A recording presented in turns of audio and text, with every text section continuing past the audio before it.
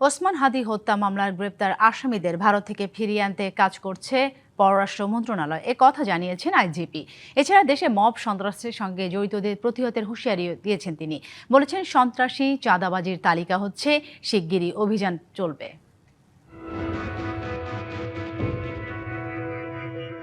গত বছরের 12 ডিসেম্বর ঢাকার পুরানা পল্টনের বক্স কালভার্ট রোডে মাথায় গুলিবিদ্ধ হয়ে সিঙ্গাপুরে চিকিৎসাধীন অবস্থায় 18 ডিসেম্বর মারা যান শরীফ ওসমান হাদি।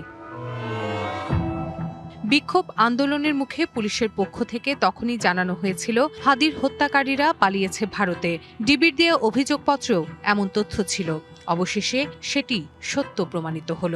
পশ্চিমবঙ্গে ধরা পড়েছেন হত্যা মামলার প্রধান দুই আসামি ফয়সাল করিম মাসুদ এবং আলমগীর।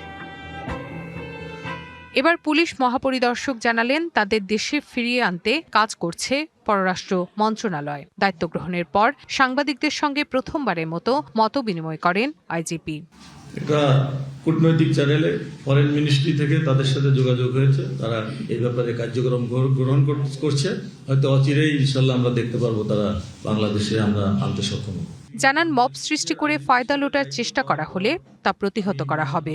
এই মব থেকে ফায়দা লোটার জন্য, লুটপাট এবং বিভিন্ন রকমের অপকর্ম করার জন্য তারা এইটা আরো যারা ব্যাপক আকারে ছড়ায় সেগুলো চেষ্টা করে। আমরা মূল মব তৈরিকারী যারা, তাদেরও লিস্ট তৈরি করতেছি।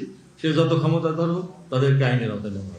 এবার নগদে পাচ্ছেন হেলিকপ্টার অফার, তাই কেনাকাটার পেমেন্ট নগদে করুন আর বুঝে নিন 2000 টাকারও বেশি ক্যাশব্যাক সহ হেলিকপ্টার রাইড। পেমেন্ট শুরু করুন আজই। কিশোর গ্যাং নির্মূলের সামাজিক প্রতিরোধ গড়ে তোলার আহ্বান জানানোর পাশাপাশি পুলিশ প্রধান জানান, শিগগিরই শীর্ষ সন্ত্রাসীদের বিরুদ্ধে অভিযান শুরু হবে।